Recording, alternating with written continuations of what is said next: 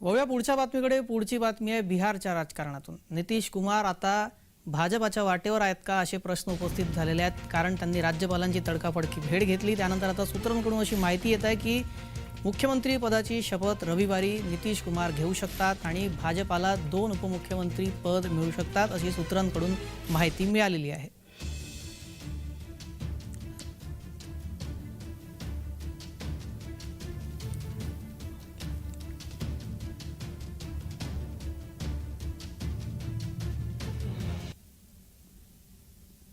बिहारमध्ये राजकीय हालचालींना वेग आलेला आहे। या बिहारमधल्या राजकीय वर्तुळात ज्या काही घडामोडी होत आहेत त्या संदर्भात राजकीय विश्लेषक जयंत माइंडकर यांनी आपली प्रतिक्रिया दिली आहे। पाहुयात काय म्हणाले।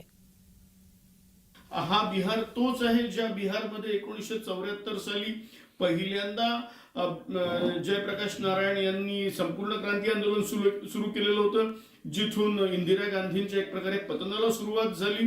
हा बिहार तोच आहे ज्यांनी लालू प्रसाद यादवना जन्म दिलेला आहे आणि हा बिहार आता तोच आहे जिथे वारंवार कोलांट उड्या मारून कधी काँग्रेसकडे कधी भाजपकडे येणारे नितीश कुमार आता पुन्हा भाजपकडे जातील आणि एक प्रकारे येऊ घातलेल्या निवडणुकीत भाजपचा विजय पक्का करतील असं दिसत आहे।